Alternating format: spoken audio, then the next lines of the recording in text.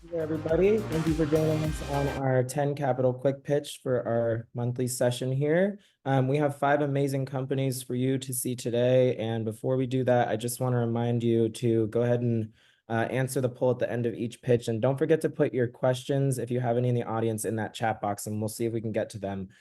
With that, I want to welcome Hall Martin, our CEO, up to the stage and take it away. Great. Thanks, Shane. And I want to thank everybody for joining us today for another great set of pitches that we'll have today. Each one has to pitch and answer questions. Those in the audience, we welcome your questions. And then on the panel, we have 2 investor groups that will be leading the questions.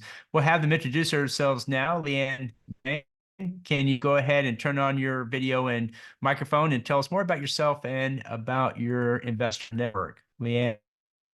Yeah, my name's Leanne Yang. I'm part of the Horned Frog Investment Network.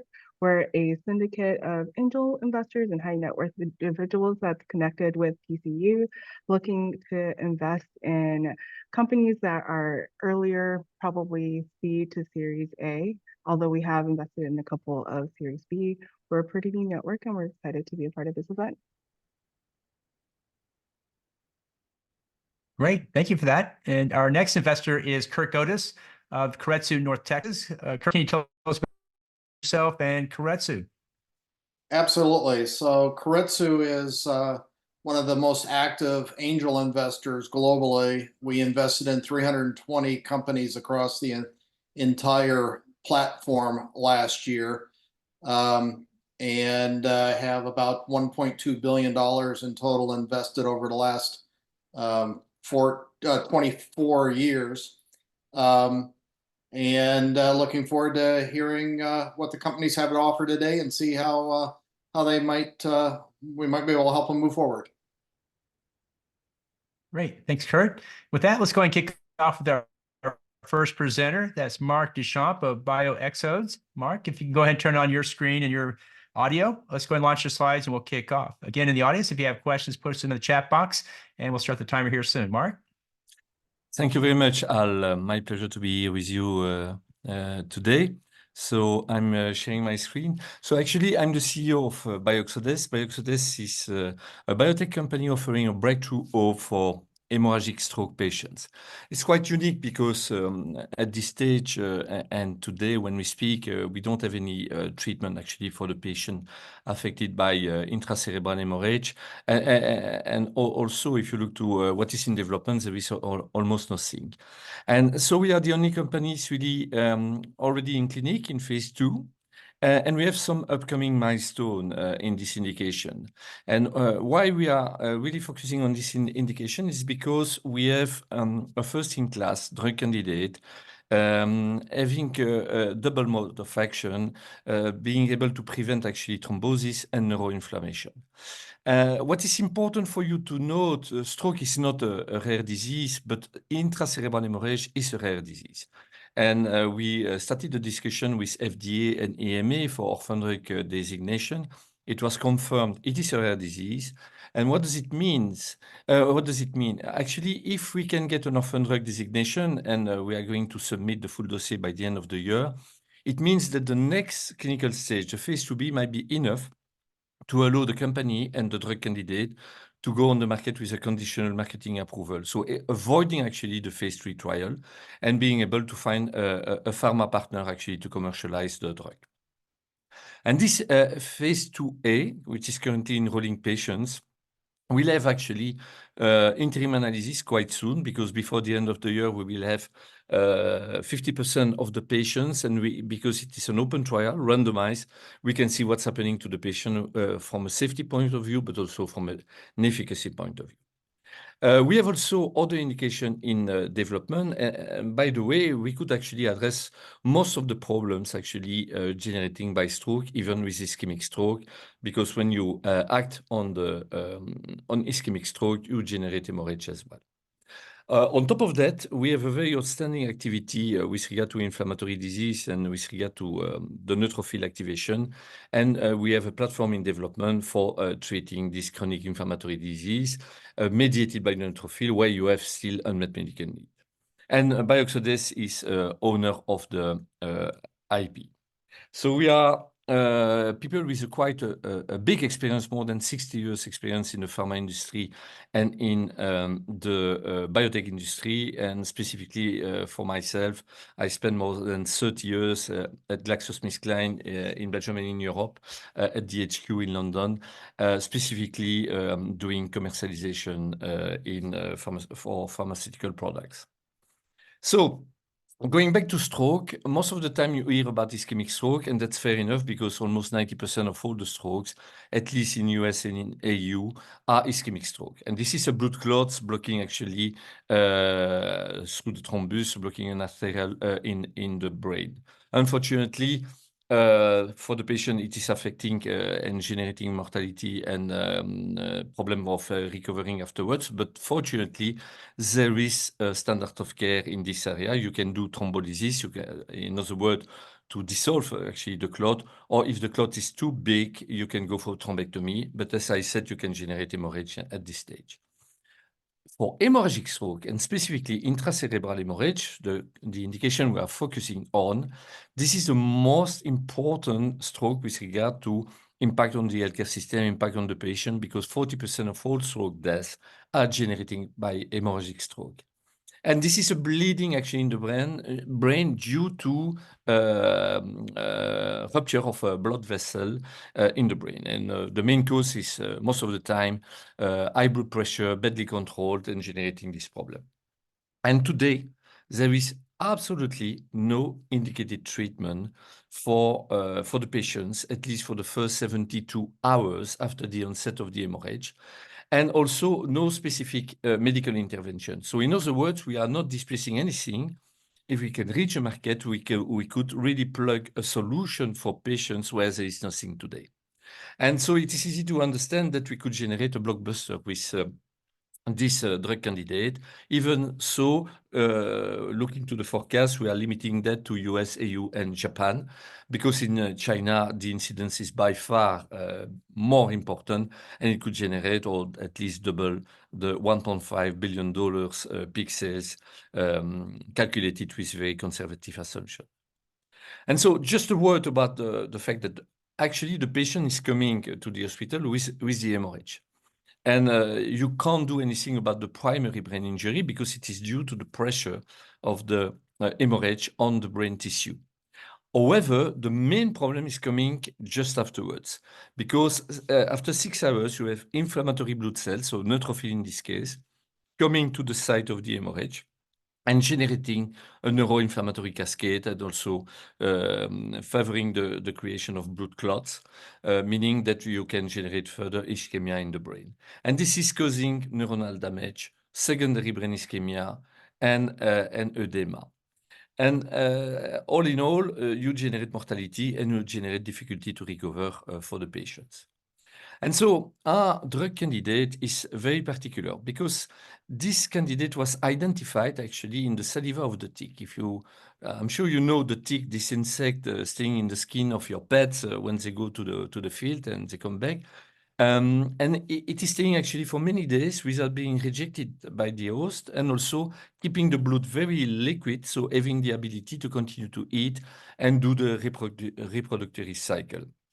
And the active ingredient actually of Biox 101 with the lead candidate is a sequence of a protein which was identified in the saliva of the tick.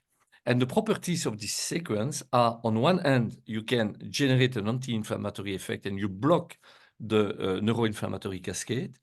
On the other hand, you have an anti-clotting effect by acting against different factors of the coagulation cascade, but without increasing the bleeding risk. So it means that you can give the product to a patient who is still bleeding. And this is a biologics actually produced in GMP at HGC Biologics. And we went through a preclinical model. And when we look to what the preclinical model are telling us, specific preclinical model in ICH, you see the benefits in the blue box. First of all, we don't increase the bleeding risk. It is proven. We inhibit the neutrophil activation recruitment and what we call the netosis, which is very lethal for the neurons. So in other words, we protect the neurons.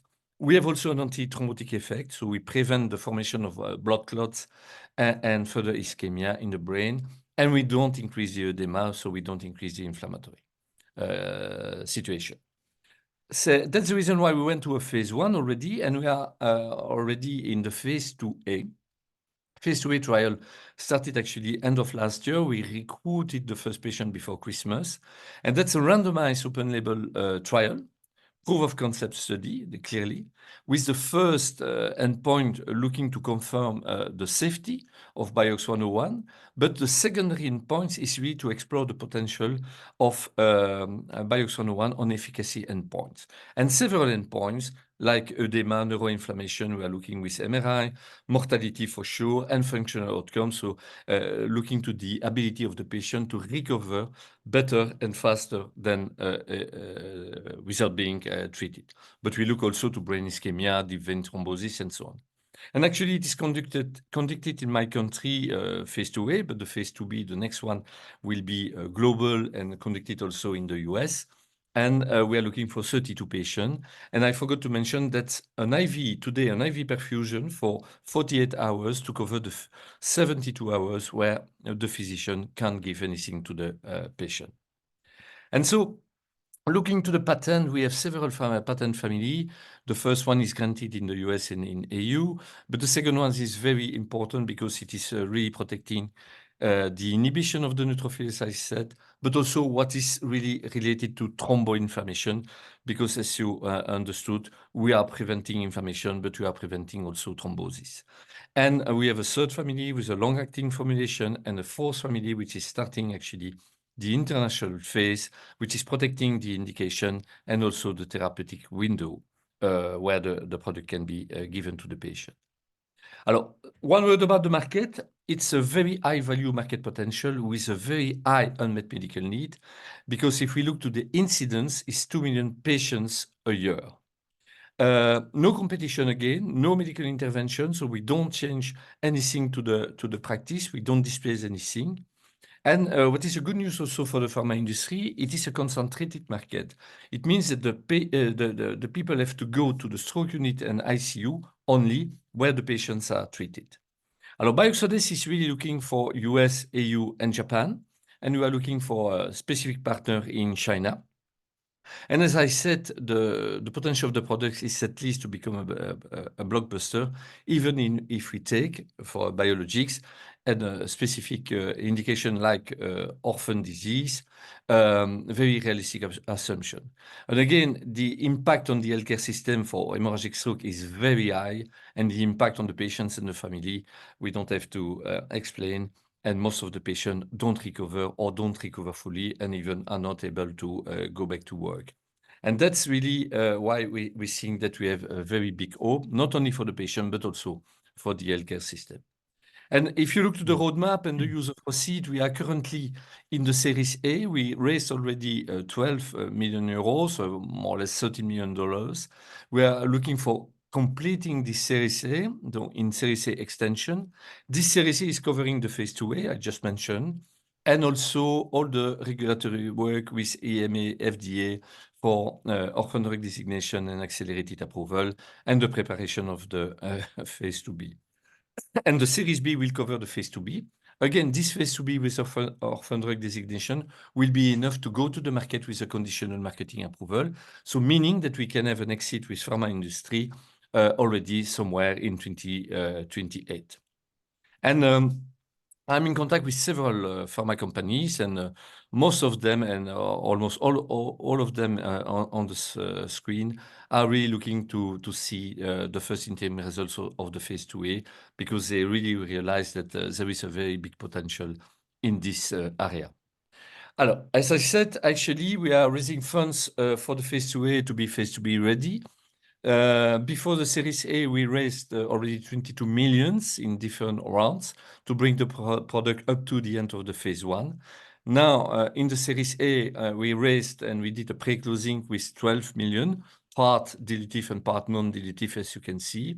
And we are currently seeking for an additional 5 million euro, $5.5 million to complete the Series A. And what we want to do is exactly to be phase 2B ready, not to lose time, and to start actually all the preparatory work for the phase 2B, and also developing the new indication for the product and the new platform for the inflammatory indications. And so what we are proposing actually is a convertible loan with a discount on the Series B, 15% on the share price, plus an annual interest of 8%, also convertible. Specifically for the FDA, what is the regulatory path today? So we are already in discussion, as I said, we submitted already for orphan drug designation, and we know exactly what the agency would like to see. So the interim phase 2A results for us completing the dossier and for deciding on the grant. And we are starting to prepare actually the submission. Let's go to questions now with the investors. Wait. Mark, Kurt, what's your Yeah. first question? Pleasure.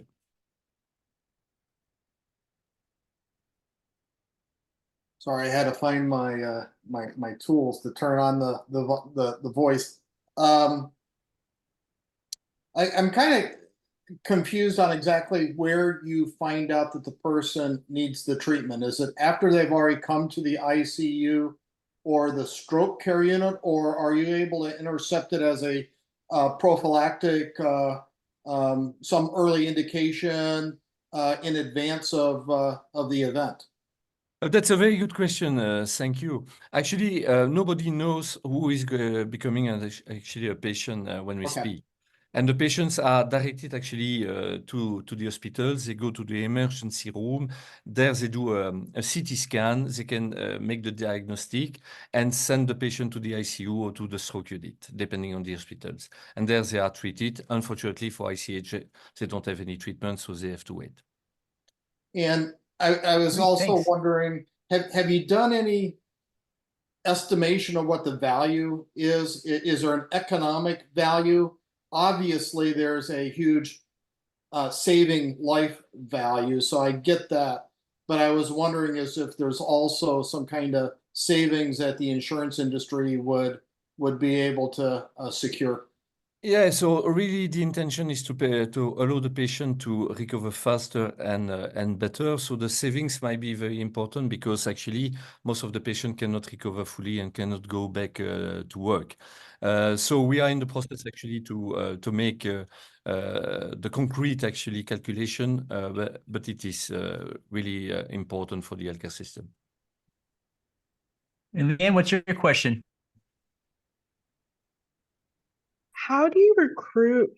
It's diving deeper into what Kirk just asked. How does the recruitment process work? And then once you've recruited, what does the efficacy kind of look like? And Yeah, how so- quickly do you have to administer in order for you to get the maximum type of efficacy? So exactly.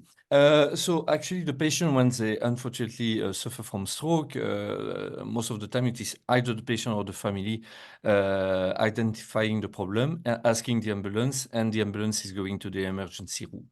Most of the time, in the ambulance, they can identify that this is a stroke, and they send the patient to the reference center for that. And actually, this is really a very important thing. And today, because there is nothing, if we discuss with the agencies, already an improvement of 20% would be a great achievement. We hope, hopefully, to propose more than 20%, but actually, it will be already a very big improvement compared to no treatment and no amelioration and no improvement of the patient as it is today. Great, thank you. That's all the time we have for now for questions. Our next presenter, thank you, Mark. We'll now move to DrySafer. Jack, if you can launch your slides, we'll kick off with you next. Okay. My name is Jack Terrazas, CEO of DrySafer Corporation. I appreciate your interest in learning about our new DrySafer Lindler Labs, the new AI data capture breakthrough for preventing dryer fires and saving energy. As you can see, our mission helps save lives and energy. Here's the problem. Every year, lint buildup causes over 300 injuries, 15 deaths and destroys well over 300 million in property damage while wasting energy.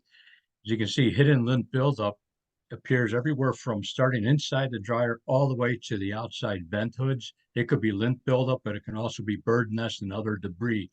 As a consequence, dryers run longer, hotter, overheat, and eventually the dryer will start, or the motor will start on fire or start the house on fire. This is a nationwide phenomena of warnings of lint buildup, and it's everybody from you check insurance companies, websites, consumer reports, all the government agencies, and all the key influencers from Martha Stewart, Bob Villa, and tons of other publications warn about lint buildup. So our solution, we developed a utility patented airflow sensor that simply twists on the back of a dryer's exhaust vent. And what it does is it monitors the airflow restrictions. And once the app is downloaded, it'll send an urgent alert that the dryers are building up lint or some type of a lint buildup or air restriction, and it prompts the owners to clean out the lint before it starts using up energy and overheats. It also helps save energy because lint buildup uses up to 40% more energy. It reduces the energy usage, plus obviously helps dryers last longer. And as we all know, less energy usage equals less carbon footprint. As far as competition goes, lint alert is not really a significant player in the business. They require professional installation, and when you compare them against all the attributes of DrySafer, they really don't stand up. You won't find them in a Home Depot or Lowe's big box due to the potential liabilities. And basically, we always say, would you want this product behind your dryer? Our business model is 3 phases. One, we're going to be selling B2B Z-Wave to the home security industry, and you all are familiar with ADT, Simply Safe, Vivant, Honeywell, etc. And then we'll be selling B2C to the big box retailers such as the Home Depot and Lowe's of the world. Incidentally, Home Depot, Lowe's, and Best Buy represent 60% of all new dryer sales, which are about 7 million a year. And then finally, we're going to monetize our AI smart data capture. And the big takeaways here are when we work with the property managers, right now they have to, every year or 2 years, hire contractors to check every single dryer. So if you got 400 apartments in a complex, that's a pretty expensive cost. When they have the app downloaded and it shows up on their desktop, they may only have 10 or 15 or 20 dryers that need to have lint clean out a month. And then as far as the data capture, we'll be able to provide the user demos where companies such as appliance service companies can set up maintenance schedules similar to like your lawn maintenance or HVAC. In fact, this week, I think it came out today, we talk about on 10 cap updates about the ability for maintenance schedules. So as a quick takeaway, we've got utility patents, obviously the insignificant competition, proven commercial viability with 3 gen models. We got 5 team members with 25 to 40 years experience and a diverse smart home security exit strategy. 5-year forecast of the 90 million dryers, we feel very confident we can penetrate 500,000 or 0.5% of the 90 million dryers and work up to approximately 32 million in revenue. Just looking at target accounts, for instance, with you have like ADT with their members. If we just get 10% of those, that passes up our 500,000 unit forecast. And as far as B2C and building up the forecast from the ground up, Home Depot, Lowe's, and Best Buy have over 3,500 stores.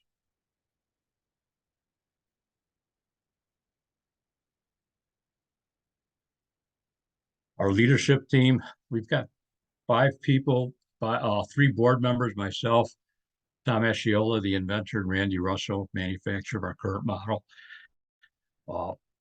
Pretty much have every facet of the business model functions covered between the five of us. And then our two guys that are going to be handling the smart home security business, Avi Rosenthal and Mark Buckingham. They've got vast years experience from the outset of the whole home security business.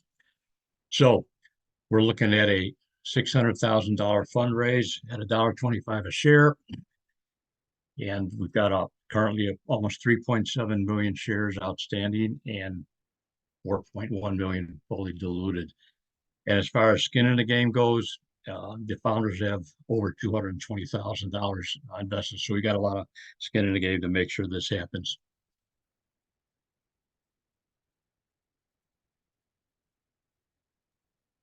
Use of proceeds.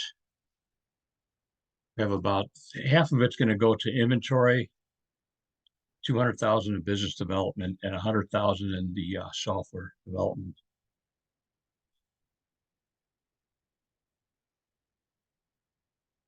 Exit strategy. It seems to make sense that a logical exit strategy would be, we're looking at a 4-year, 5 times ROI, and it would appear that our existing customers would be potential customer acquisitions. For instance, Honeywell was purchased by or purchased First Alert fire alarms, and just given their ability to accelerate the penetration of the dryer market with their high brand recognition, just makes so much sense to be acquired by them. And that pretty much wraps it up. Any questions? Great. Thanks, Jack. Let's bring up our panelist. Leanne, what's your first question? Yeah. Are these currently being sold in stores? And if they are, what do the margins look like right now? Okay, right now, what we did, Leanne, is the last couple of years, we decided to discontinue selling it other than just having it on Amazon at $49.99. When we go out of market, we'll be averaging 50% gross margins and keeping the team fairly lean with 2 models. We're going to have a Z-Wave and a Wi-Fi model. We're looking at 50% gross margins and hopefully between 10 to 15% net profit, depending on how much we decide to put into our biz development.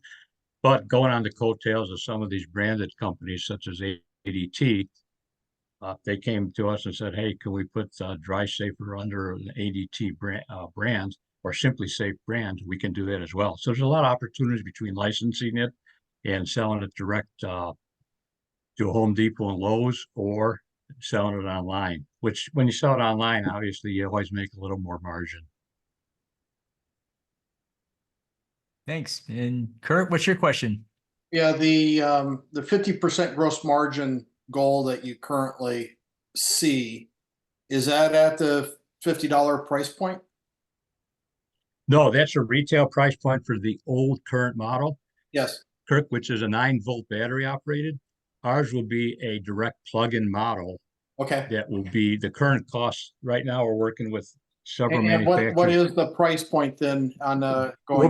We'll be selling direct to installers for $75 to $80, depending on how much we drill down our cost. And then when we sell to Home Depot, it'll be we'll have to lower the selling price a little to get it at the $139 to $149 price point, which is in line with a lot of other app products.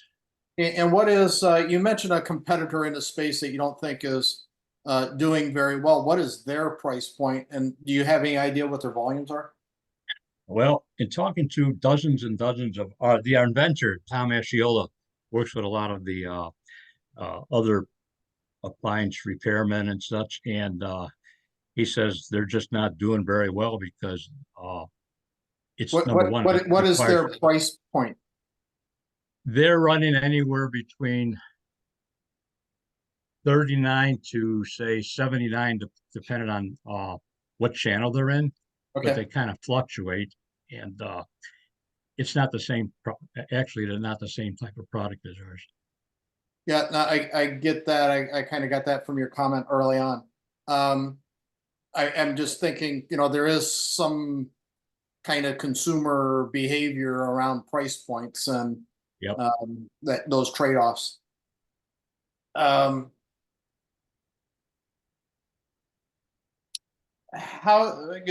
what is your current valuation that you're asking, looking for the 600,000 at? At 4 million. 4 million is the pre-money? Yes. Right. Leanne, what's your question?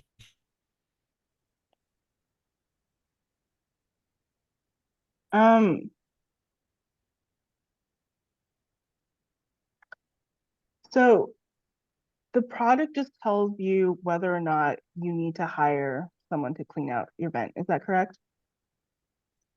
Yes.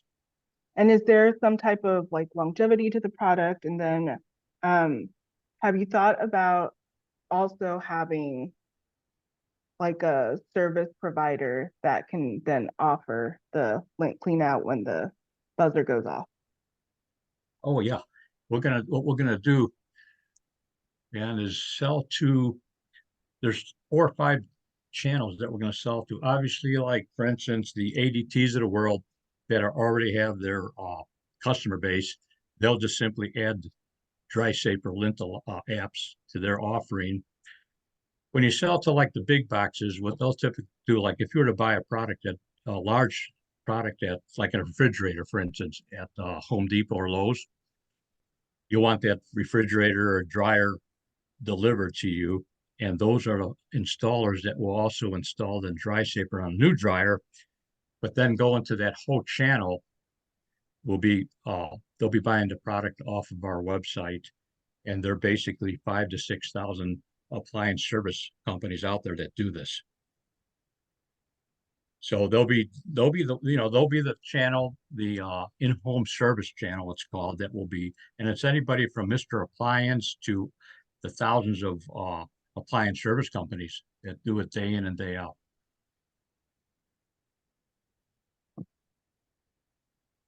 And there's 3 or 4 trade And shows Kirk, do you have that another we've question? attended.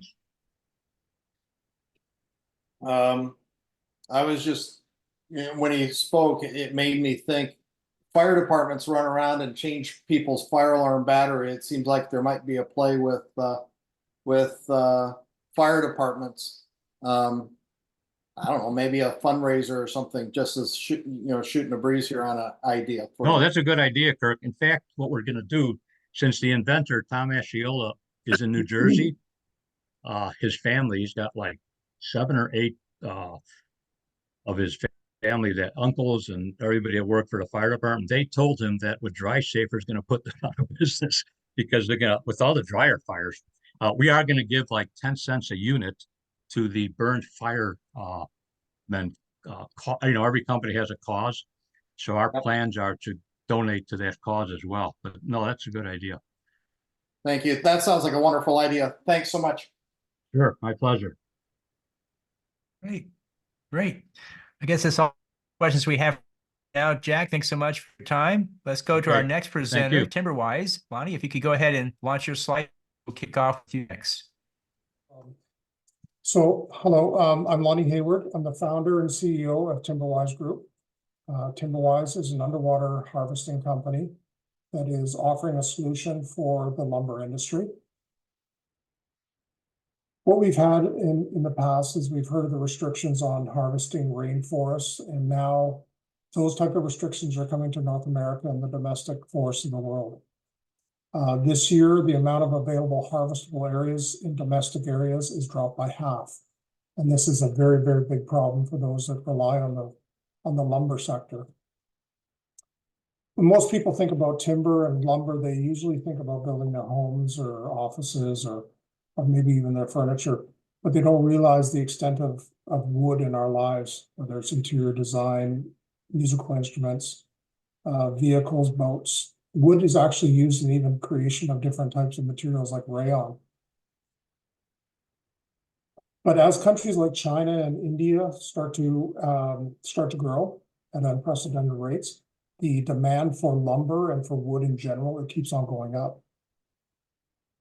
And in 2021, over 100 countries of the world joined in at Glasgow, Scotland at the COP26 summit, and they unanimously agreed to end deforestation by 2030.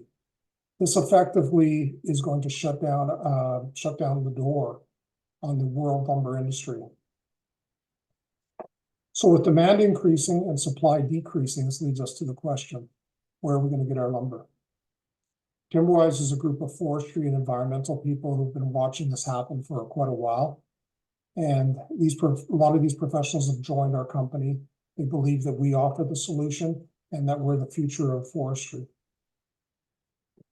So the solution to the problem is underwater, like I said, and behind over 66,000 dams around the world. So these are created when a dam is originally flooded and backfilled. And these hydro dams these aren't just hydro dams. These are places like Panama Canal and other areas that have even been submerged for over 100 years. So these dammed reservoirs contain right now about $135 billion in perfectly preserved wood waiting to be harvested. So since these trees remain underwater, away from oxygen, they actually preserve. And the deeper it goes based on the pressure, makes a harder type of timber. But not just the timber that is really important part of this, but there's other side effects and other benefits too as well. One, we're bringing wood to an industry that is addicted to wood. Secondly, reports have been showing that these reservoirs are a major contributor to greenhouse gases. So removing these trees will help solve this environmental issue. Many locations have been disrupted, the traditional fishing areas because of this flooding, and have destroyed a lot of fish habitat. So by removing these trees, we're allowing the local people in these areas to reestablish fishing grounds again. Many of these reservoirs have been used by commercial ferries, like in Ghana, and every year there's approximately 300 people lose their lives because of these underwater trees. And with such a large volume of 66,000 plus dams and all of this, it allows us to buy time for our forests to recover so that we can do it right the next time around. So we can also open mills. We can also bring people back to work. We can also educate people on how to run our systems in each country. And to top it off, these hydro dams have a big issue with the timber that actually goes into their turbines. So it's kind of a win-win all the way around. There's the environmental, humanitarian, and of course the ability to provide jobs. But in the past, the cost to harvest underwater was expensive. And to compare it to terrestrial logging, it was too expensive to really be a viable way to go. But because there's higher stumpage fees, the available timber is becoming less and less. The cost of harvesting has gone up. We actually have to go deeper in the forest to get trees, old growth trees. So now the playing field is leveling out, and now this is becoming a very viable option. So much so that we are starting to draw the attention of major industry people. As an example, we have two executives who are pictured here from West Fraser Wood Products. Now, for those that don't know, West Fraser is the granddaddy. They're the big boy in the forestry sector. They're the biggest in the world right now. And we have brought on two of their people that are coming on board with us. One is Tony Costa, and Tony watches over operations for all the plants around the world for West Fraser. And Noel is what they call an RPF, so a registered professional forester. He goes and finds locations for West Fraser to harvest. So we're very fortunate to have industry backing us. These gentlemen are both investors in our company and have joined our board of directors. So let's take a look at now the areas that we plan on harvesting, or the ways that we're harvesting, sorry. So right now in the industry, they're using either divers with underwater chainsaws or excavating trees with excavators on barges. Both are slow, inefficient, and dangerous. There's a lot of life lost. So the option that we're bringing to the table started with a prototype, and we're going to show this video. So this original prototype was used in Brazil and harvested over 300 trees a day, or pardon me, 300 times more trees than any method at that time. So many of these trees were an 8-foot diameter. They were huge. This prototype would prove that it was possible to harvest and compete with land-based logging.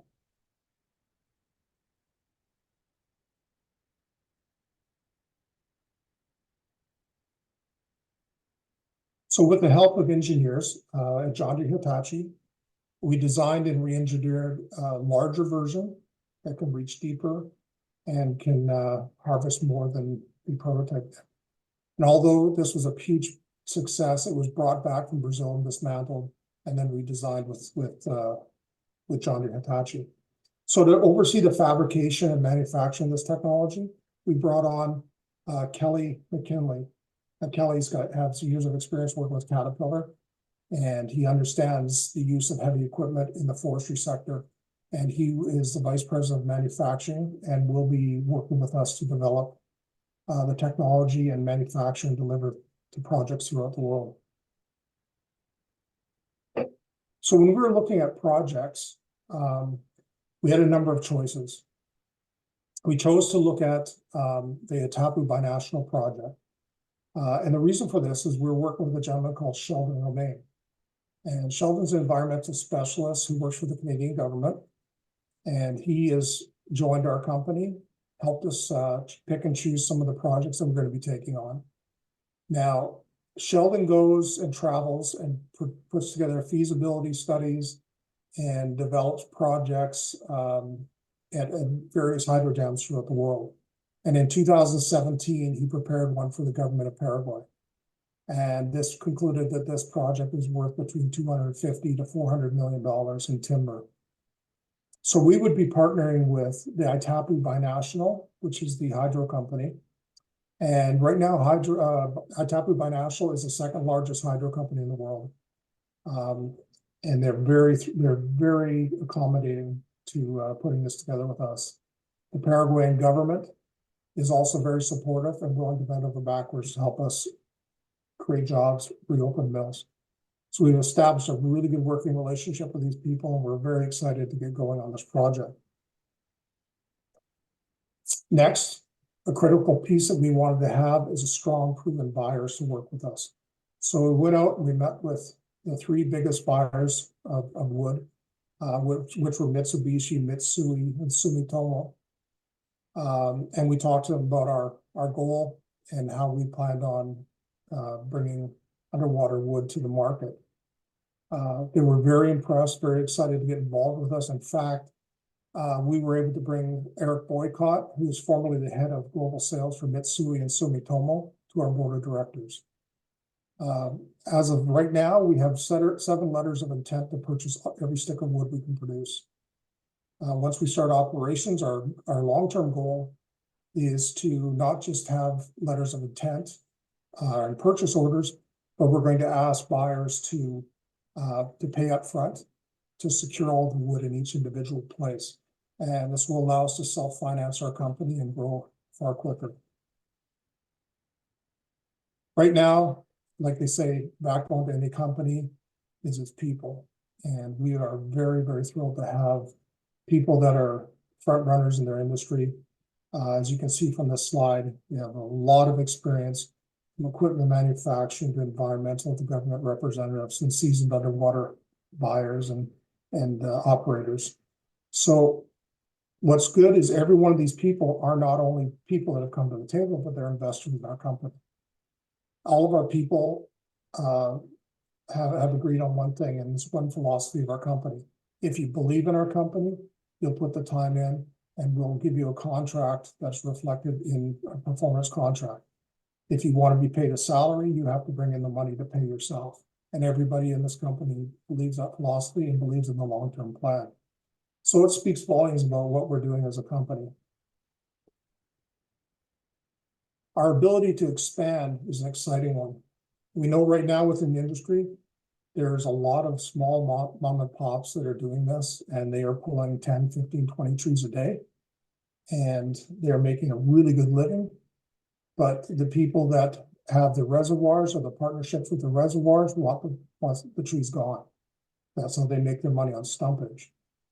So our goal is to reach out to a lot of them, which we already have, and introduce our technology onto their reservoir and increase numbers and also distribute for them. By this way, we're going to be able to expand very, very quickly. And of course, we've got the support of our buyers to do this. So today we're raising. Flev, can we move? I'm sorry. Raise that slide. Okay, you're there. Go ahead. Okay.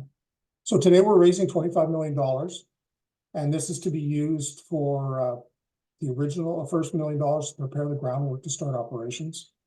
The next 10 million will be to begin harvesting with divers, start manufacturing the technology.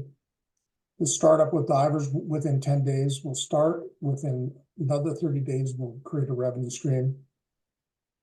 The final $14 million is to manufacture and deploy multiple units. So since we started this campaign in March 15th, so about a month ago, we've raised over 100,000, and we have commitments for the first $1 million. We're also negotiating with another group to become the lead investor on the other 25 million. So in short, we can start harvesting 50 trees within 30 days, and then once we implement the technology, each one will harvest about 200 trees per day. That is my presentation.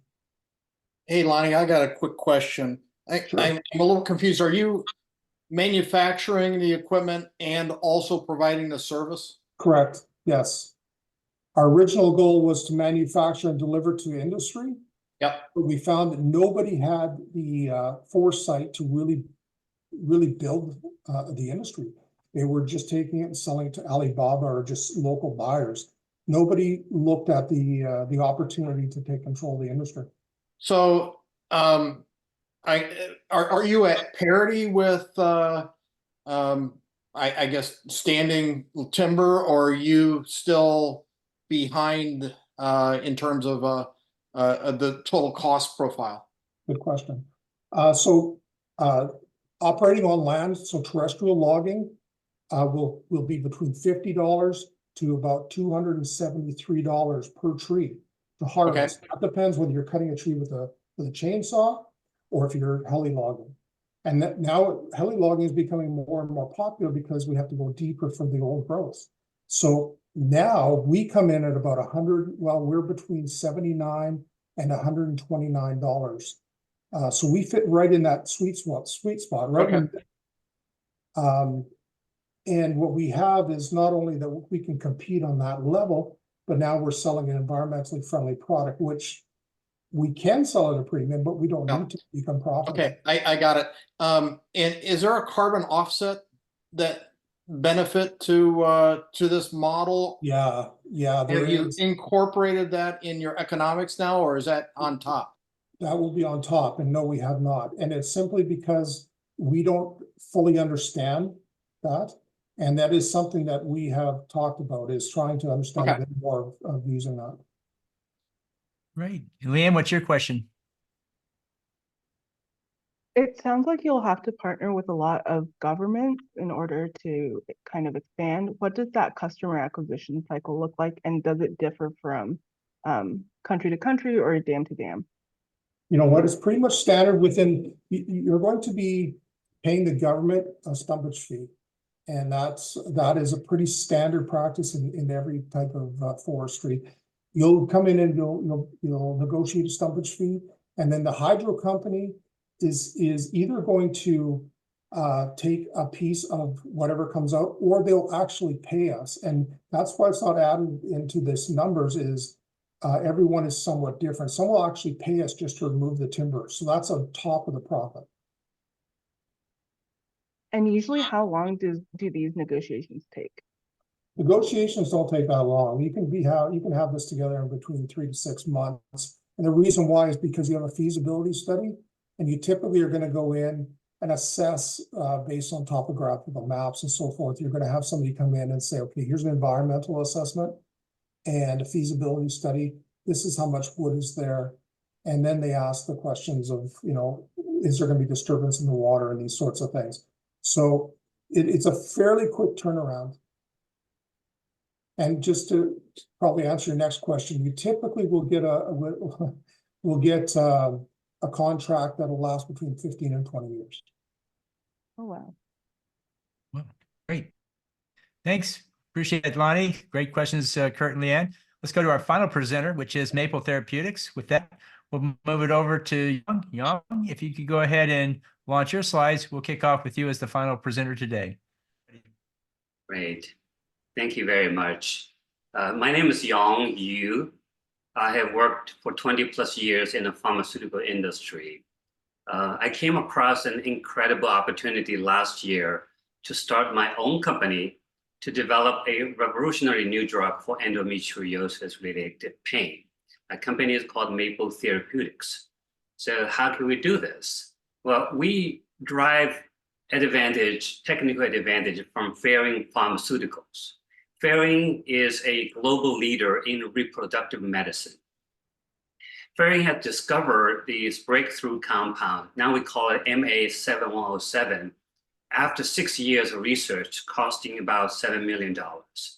Now we have the IP, the compound, and the team in Maipl.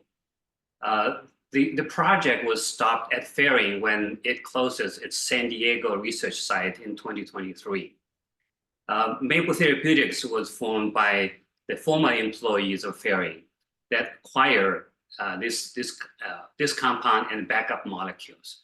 We have first mover advantage in this disease, which we identify since we formed Maipl Therapeutics. Now you may ask, what is this MA7107? Well, it has to do with prostaglandin. Now, if you search YouTube or Google, you will see plenty about prostaglandin. In essence, it's a group of biologically active lipid compounds. When a cell is exposed to inflammatory stimuli, it makes a group of prostaglandins. As I show, PGH2 is one of them, but there are I2, D2, F2, E2, and TXA2, which is thromboxane A2. So there are different kinds of prostaglandins. What we're targeting is what you see in the bottom, F2. We're targeting its a receptor called FP, and our compound is called FP antagonist, or FPA for short. Well, why are we doing this? Well, that is because F2 is a key driver for a number of conditions, such as menstrual pain, fibrosis, and other conditions. Now, you would say that NSAIDs and COX-2 inhibitors does that as well. Well, not really. In that, as shown in the table, prostaglandins serve essential biologic functions, and COX-2 and NSAIDs block most of them. FPA doesn't. It selectively blocks F2, the FP antagonist. So give us an efficacy and safety. Now you may think that if this is such a good idea, why don't we have a drug already? Well, it turns out targeting FP is no small feat. And this is the reason why we have such a technical advantage that we got from Ferring. So historically, over the last 20 plus years, many companies, including Alcon, Merck, Organon, and Bayer, has put in efforts in developing an FPA. Nonetheless, the compound they have developed so far were either weak or not selective enough. The Ferring compound is 500 times as potent as the next one. Now, in the table, you'll see the top layer said potency. If you're not familiar with it, the number represents IC50. The lower the number, the more potent it is. So we have a compound that has never been achieved in history. Now, for FPA, there are a number of potential indications that have been suggested in the past, including those listed here. Now, we decided to go straight to endometriosis, giving a strong unmet medical needs. Now, endometriosis is considered as a major women's health issue. By the numbers shown here in the slide, either by the delay in diagnosis and loss of productivity, or in the annual US economic loss, which amounts to $119 billion, as well as infertility. There are 50% of infertile women has endometriosis. As importantly, this disease is highly prevalent. Roughly 1 in 10 women has it. In the US, that amounts over 7 million women have this disease. There's no cure. All the treatment today is to lessen the pain.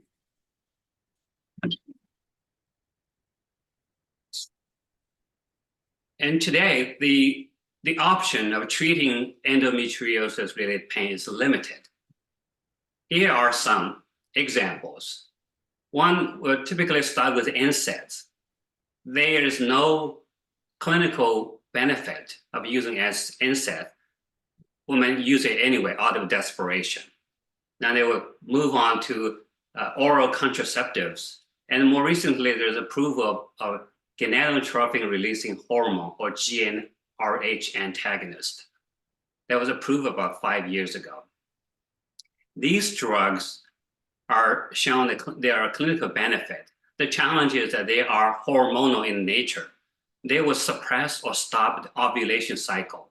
Moreover, there are a number of safety issues, such as developing resistance for oral contraception, or in case of GnRH antagonists, bone loss, cardiovascular issues. They're not to be indicated for use more than 2 years. And obviously, when women are on these drugs, they cannot conceive. So for those reasons, the penetration rate for GnRH antagonists has been dismal. They are marketed one by AbbVie, the other by Pfizer. Today, less than 1% of eligible women are using it for these reasons. Our new drug, our FPA, has well-established rationale to treat dysmenorrhea or menstrual pain that's associated with endometriosis. As you see in the chart below, of the multiple type of pains associated with endometriosis, dysmenorrhea is the most exacerbating. FPA targets the menstrual pain without affecting the ovulation cycle. Therefore, we foresee a number of advantages. As we talk to doctors, OBGYN specialists in particular, they are excited with our molecule, given its non-hormonal nature. A non-hormonal FPA will be what we would foresee a wide acceptance. They will be preferred to GnRH antagonists for the reason I just mentioned. They will be safer than NSAIDs, allowing a long-term use until menopause. It may have potential to improve fertility. If we achieve first-line use, it would become an attractive option for all patients and reduce the need for surgical procedures such as laparoscopy, hysterectomy. As you know, the last resort of hysterectomy would be the removal of ovaries. If we are succeeding in reducing even in one hysterectomy, we are affecting life of one would-be mother. So we are really excited in this. In terms of market opportunity, in the US, there are 7.5 million women have this condition. 2/3 of them have symptoms. So that's 5 million. 50% would consider or are seeking treatment. That's 2.5 million. And 50% of these 2.5 would need second-line therapy. In our projection, the FPA, the sales would be, as a second-line use, 900 million per year. If we can achieve first-line use, that will be truly revolutionary in that not only change women's lives, but also in terms of the sales, we are foreseeing 2.5 billion year per sale. Now, don't take just my word for it. Here's a quote from Organon. That's the leading pharma in women's health. For those who don't know, this is a spin-off from Merck and Company. When Merck decided to focus themselves in oncology, they put everything else in Organon. In Organon's opinion, our FPA's non-hormonal nature would be an important differentiator. Now, as I mentioned earlier, we received the IP rights from Ferring Pharmaceuticals. These rights are for all users worldwide. The license is perpetual. The patents are either filed or being filed, so that the patent life will be very long. The first to expire will be in 2044 for the compound patent, and there are additional formulation patents that will even extend longer. Ferring and Maipl has a joint patent committee that decides on patent strategy and freedom to operate matters. Now, to make this a drug, we were really fortunate that I was able to recruit an incredibly talented and passionate individual from Ferring. So we have a uniquely qualified team. Aricho Sin, our CSO, was the therapeutic area head at Ferring for reproductive medicine. Yoshi was the project leader in chemistry and CMC. Ian and Christy are responsible for DMPK and toxicology, respectively. Altogether, we are teammates from Ferring. In combination, we have 60 years of combined pharma experience, not only from Ferring, but from Eli Lilly, Takeda, Boehringer Ingelheim, and Roche. In addition, we are also augmented by a world-class scientific advisory board. Daryl Shep was the neuroscience head at Merck and Company, and before that at Eli Lilly. Dr. Frank Tu was a renowned practicing OBGYN physician and researcher at the University of Chicago. Dr. Michael Beers is an SB member advising us on another indication, idiopathic pulmonary fibrosis. He's at the University of Pennsylvania. So here is our development map. As I mentioned, the project at Ferring started in 2017. Today, as you see in the circle, we're close to lead optimization. What we Maipl intends to operate is between the two traffic signs, from a preclinical candidate to clinical proof of concept, or POC.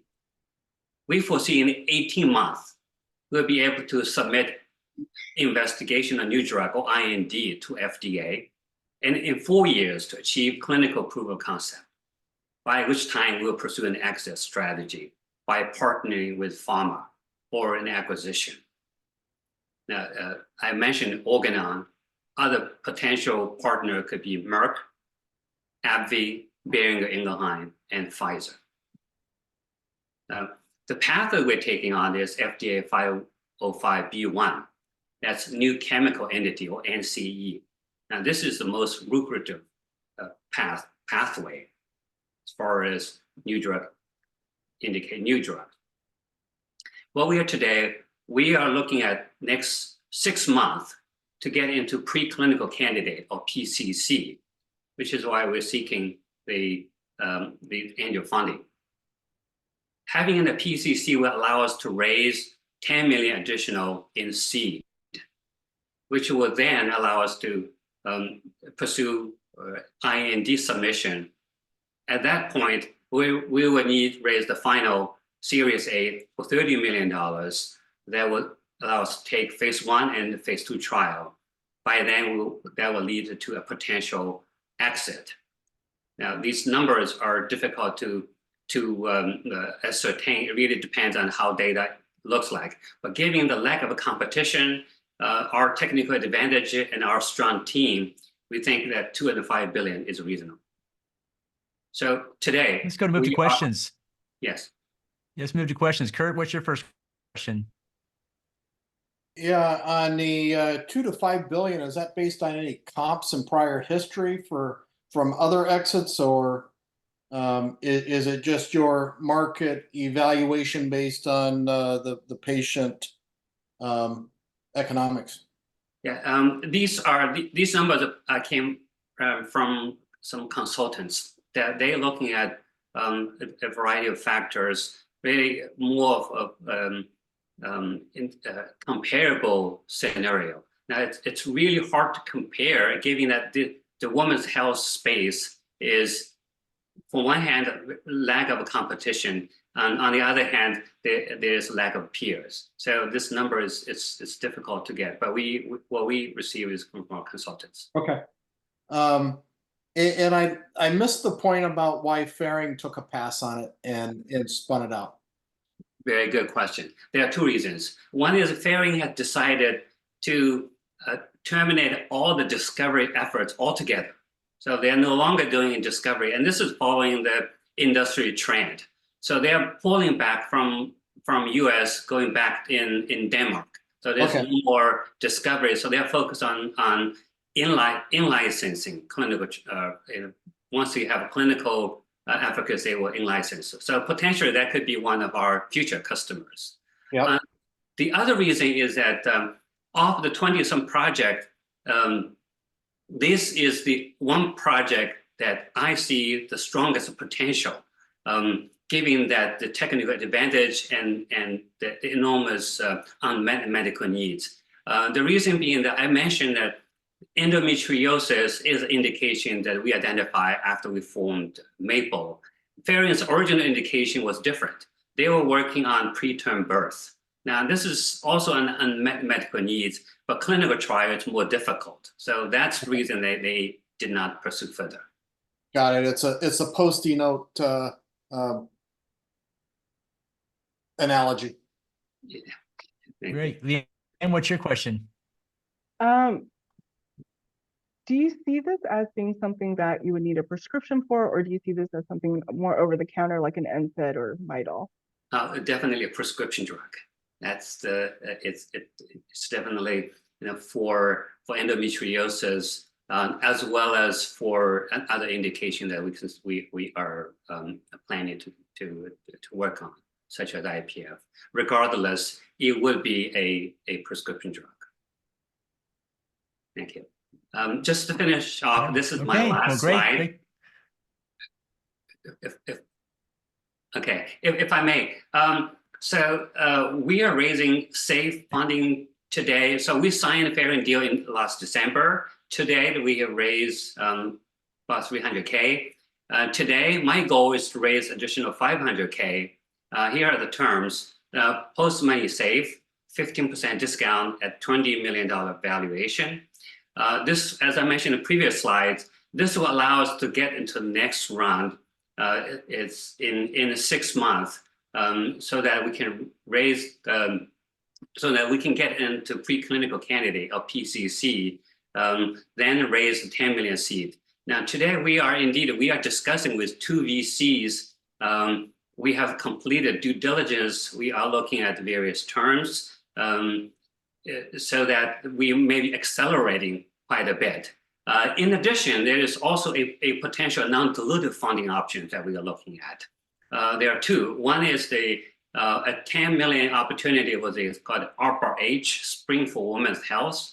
As you see that there was a splash announcement from the White House. There's executive order investing 100 million total for women's health. We don't know. We have submitted our solution summary. We think we have a shot at it, given the clear unmet medical needs and our technical advantage. But we can't really foresee. We will know this by June. They will be invited to pitch to this group. In addition, there is an SBIR. Thank you, Young. Appreciate that. We need to go and wrap up. Okay. That's really all the questions. The SBIR grant is. Well, thank you guys for a great presentation today. We're finished. Okay, let's move on to the next stage. We have breakout rooms. We want to have everybody go into it in those breakout rooms and finish your presentation. With that, Shane, go ahead and let's move into the breakout session. This is the last one anyway. Thank you. Yeah, thank you guys so much for your presentations. Thank you to our audience for being here.